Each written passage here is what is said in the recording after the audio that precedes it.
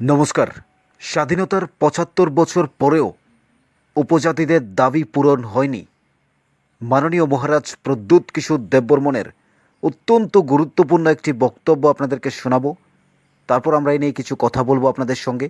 থাকুন news Tripura one চ্যানেলের সাথে। অবশ্যই চ্যানেলটিকে সাবস্ক্রাইব করুন, লাইক করুন, শেয়ার করুন। শুনতে থাকুন মাননীয় মহারাজ প্রদ্যুৎ কিশোর দেববর্মন কি বলেছেন, তার এই বক্তব্যটা আপনারা শুনুন। তারপর আমরা এই নিয়ে কিছু কথা আপনাদের সঙ্গে বলবো।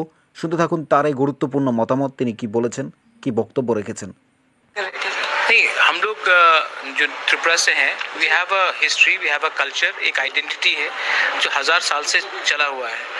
और आज क्योंकि हम 75 साल में डेमोक्रेसी के अंदर आए हैं, उसका ये मतलब नहीं है कि हम अपने कल्चर, सभ्यता और आइडेंटिटी को वाइट वॉश कर दें। तो हमने ये जो पूरा आंदोलन किया था, ये ग्रेटर त्रिपुरालैंड के लिए, ये जो आंदोलन है ये हमारे अस्तित्व को बचाने के लिए, it's for a survival. We are not fighting for against anyone, we are fighting for our own existence and we are fighting for our survival. And जब से मैंने कांग्रेस पार्टी से रिजाइन किया और मैंने खुद का ये अपना the indigenous progressive regional alliance Tripura start किया, उसके बाद आपने रिस्पांस देखा है। हमने अपने पहले चुनाव में हम पावर में भी आ गए। हमारे पास आज के दिन 28 काउंसिलर से 18 हमारे पास है। हमने काउंसिल में गवर्नमेंट भी फॉर्म कर दिया है। अब ये है कि ये संघर्ष, जो लड़ाई है, ये पावर में आने के बाद हम भूलने वाले नहीं है। हमारा लक्ष्य एक बहुत क्लियर लक्ष्य है, मूवमेंट है to protect and give constitutional rights to our indigenous people. और उसके लिए हम आगे बढ़ेंगे और आगे लड़ेंगे। We will not compromise on our ideology. और सर त्रिपुरा के लोग, जो वहाँ अरुणाचल के लोग, उसको लेकर थोड़ा सकते हैं। त्रिपुरा में we have become minorities in our own land and because of large scale discrimination of the minorities in Bangladesh. और हम जो हमारे डिस्क्रिमिनेटेड माइनॉरिटीज, उसके संग सिंपैथाइज भी करते हैं। लेकिन मुझे लगता है कि गवर्नमेंट ऑफ इंडिया का एक पॉलिसी है, और ये जो गवर्नमेंट ऑफ इंडिया का जो पॉलिसी है वो इलीगल इमिग्रेंट्स को सिर्फ एक ही स्टेट में सेटल करने के बारे में बात सोचता है, और वो वोट बैंक पॉलिटिक्स के आधार से है। आई एम सेइंग दैट अगर आपको सेटल भी करना है जो भी हमारे परसिक्यूटेड माइनॉरिटीज़ है, तो आप उनको पूरे देश में रिसेटल कीजिए।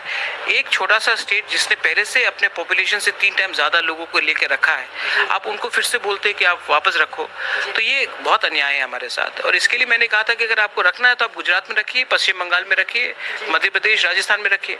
सिर्फ नॉर्थ ईस्ट में ही आप क्यों सेटल करेंगे?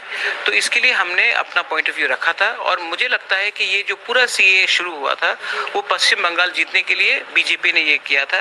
लेकिन आज बीजेपी पश्चिम बंगाल भी हार चुका है, तो उनको भी अपना माइंड मेकअप करना चाहिए कि उन्होंने नॉर्थ ईस्ट के संग अन्याय किया है, और CA they should be reverse in the north east region. कोई सारी चीजें से एक समय त्रिपुरा में आईएलपी नहीं था, लेकिन आईएलपी को जब हटाया गया तो हमने तो इन्फ्लक्स को रोका नहीं।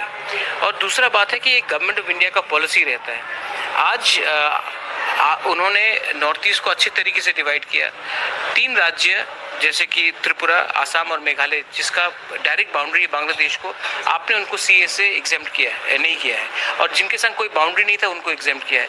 आज अगर त्रिपुरा सुरक्षित नहीं है, अगर आज आसाम सुरक्षित नहीं है, तो जो इलीगल माइग्रेंट्स जो आज त्रिपुरा में आ रहा है, आसाम में आ रहा है, वो कहीं ना कहीं, आप मेरा बात मानिए, 5, 10, 15 साल में वो अरुणाचल भी पहुँच जाएगा, और पहुँच रहा भी है। तो मैं क्या कह रहा हूँ कि जब हम बात कर रहे हैं कि आप एक ये कैसा कानून है कि एक स्टेट में लागू है और एक स्टेट में लागू नहीं है, तो आप एक यूनिफॉर्म पॉलिसी बनाइए। और मैं आपको बोल रहा हूँ कि आज अगर उन्होंने नॉर्थ ईस्ट को डिवाइड करके ये सीए को इम्प्लीमेंट किया, या आप दूसरे मुद्दे को भी देख लीजिए, तो आने वाले दिन में ये डिवाइड एंड रूल पॉलिसी में नुकसान हम सबका होगा। एंड आप देख लीजिए, ये सीए को कट ऑफ ईयर आपने 2014 किया। कल क्या आप बांग्लादेश में देख रहे हैं आज क्या हो रहा है पूजाज में। कल क्या गारंटी है कि जैसे कि 20 दिन के अंदर अफगानिस्तान में तालिबान आ चुका था, कल क्या गारंटी है कि शेख हसीना जो हिंदुस्तान के अच्छी दोस्त है, उसके बाद बांग्लादेश में टर्मोइल होगा कि नहीं होगा? और जब ये होगा तो वहाँ के जो परसिक्यूटेड माइनॉरिटीज़ है वो कहाँ आएंगे? वो या फिर बंगाल में जाएंगे या नॉर्थ ईस्ट में आएंगे। नॉर्थ ईस्ट में हमारा संख्या पहले से बहुत कम है। नॉर्थ ईस्ट में अगर आपने ये पॉलिसी वापस लेकर आए तो हमारे लिए बहुत बड़ा नुकसान होगा। And we should have a separate policy for the Northeast. Unlike the rest of India, Northeast is bounded by China, Myanmar, Bangladesh, Bhutan, and we need to have and Bangladesh. So we need to have a different policy. We are directly affected by what happens in neighboring countries. So we cannot have a policy which is similar to that of Pakistan and Afghanistan in the northeast of India. শুনলেন তো মাননীয় মহারাজ প্রদ্যুৎ কিশোর দেববর্মনের গুরুত্বপূর্ণ বক্তব্য। CA বিল নিয়ে তিনি কথা বলেছেন, greater Tripura land নিয়ে তিনি কথা বলেছেন।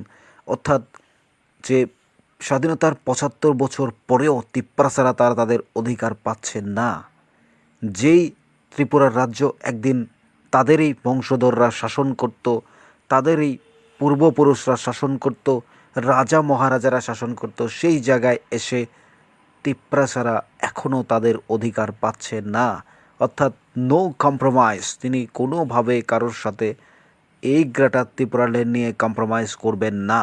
তিনি তার গ্রেটার ত্রিপুরা ল্যান্ডের জায়গায় তিনি অটুট থাকবেন, তার দাবি মানতেই হবে সেন্ট্রাল গভর্নমেন্টের সরকারকে। এই গুরুত্বপূর্ণ দাবি তার রয়েছে। সেই সাথে সিএ অর্থাৎ এনআরসি এই সব নিয়েও তার কথাবার্তা হয়েছে। এখানে সাফার করবে নর্থ ইস্ট, অর্থাৎ সাফার করবে ত্রিপুরা, ছোট ছোট রাজ্যগুলো। সেই সাথে বাংলাদেশের কথাও তিনি তুলে ধরেছেন। বাংলাদেশে যারা হিন্দুরা রয়েছে, যদি বাংলাদেশে কোনোভাবেই উচ্ছৃঙ্খল পরিবেশ তৈরি হয় তাহলে তারা তো নর্থ ইস্টের উপরেই আসবে, কারণ এদিক দিয়েই তো বাংলাদেশের বেশিরভাগ মানুষ ত্রিপুরা, আসাম, মেঘালয় এসব রাজ্যেই অবস্থান করছে সব সময়। অর্থাৎ মাননীয় মহারাজ যে বক্তব্য রাখলেন সেই বক্তব্য আপনাদের জন্য অত্যন্ত গুরুত্বপূর্ণ। স্বাধীনতার ৭৫ বছর পরেও কেন তিপ্রাসারা তাদের অধিকারের জন্য লড়াই করতে হবে? যেই রাজ্য একদিন তিপ্রাসাদেরই ছিল, জনজাতিদেরই ছিল, তাদেরই রাজা মহারাজারা, তাদের পূর্বপুরুষরা বাস করেছেন, তাদের এখানে শাসন করেছেন, তাহলে তাদেরকে কেন এখন অধিকারের জন্য লড়াই করতে হচ্ছে গ্রেটার ত্রিপুরা ল্যান্ড নিয়ে?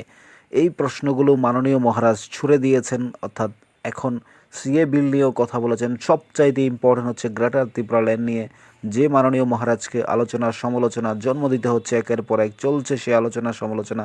এই জায়গায় দাঁড়িয়ে আপনি কি ভাবছেন যে স্বাধীনতার ৭৫ বছর পরেও তিপ্রাসারা তাদের অধিকারের জন্য রাস্তায় নামতে হচ্ছে, আন্দোলন করতে হচ্ছে? যেই রাজ্য একদিন তাদেরই শাসন ছিল, তাদেরই কাছে ছিল, তারাই এ রাজ্যকে শাসন করতো, রাজা মহারাজারা, আজ তাদেরই মহারাজ রাস্তায় নেমে অধিকারের জন্য আন্দোলন করতে হচ্ছে। গ্রেটার ত্রিপুরা ল্যান্ডের জন্য একের পর এক আন্দোলনের কর্মসূচি গ্রহণ করতে হচ্ছে। কখনো রোমান স্ক্রিপ্টে ককবরক ভাষাকে স্বীকৃতি দেওয়ার জন্য আন্দোলন করতে হচ্ছে। কেন হচ্ছে এইসব নিয়ে প্রশ্ন ছুড়েছেন তিনি। আমরা ডাইরেক্টলি হোক ইনডাইরেক্টলি হোক এইগুলোই বোঝার চেষ্টা করেছি এবং বুঝতে পেরেছি। এখন আপনাদের কাছে আমরা যে বিষয়টা তুলে ধরলাম, স্বাধীনতার ৭৫ বছর পরেও যে অধিকার আদায় করতে পারেনি, অর্থাৎ যে অধিকার এখনও স্বীকৃতি পায়নি তিপ্রামথার পক্ষ থেকে বা তিপ্রাসাদের, যে তাদের যে অধিকারের জন্য আন্দোলন করছে, এই বিষয়টাকে আপনি কীভাবে দেখছেন?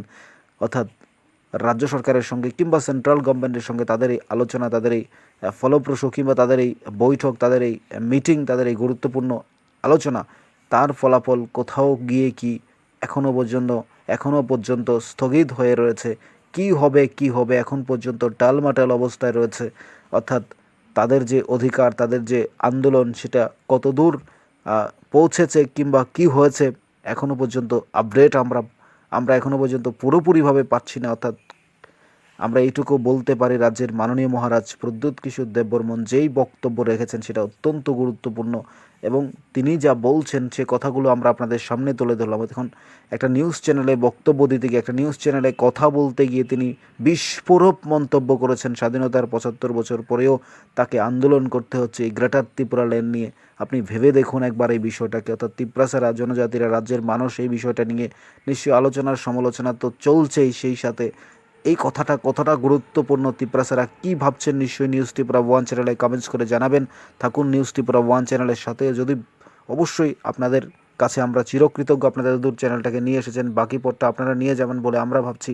যে আপনাদের মতামত আপনারা কমেন্টস করে জানাবেন। স্বাধীনতার ৭৫ বছর পরেও কেন আপনাদেরকে এইভাবে আন্দোলন করতে হচ্ছে? রাস্তায় যে শাসন ব্যবস্থা আপনাদের ছিল, যে রাজ্য আপনাদের হাতে ছিল, তিপ্রাসাদের হাতে ছিল, এখন সেই রাজা মহারাজের পরেও এইভাবে আন্দোলন করতে হবে, আপনারা কি কখনো ভেবেছিলেন? কি ভাবছেন আপনারা? অবশ্যই নিউজ ত্রিপুরা 1 চ্যানেলে কমেন্টস করে জানাতে পারেন আপনার মতামত। চ্যানেলটাকে অবশ্যই সাবস্ক্রাইব করে রাখুন।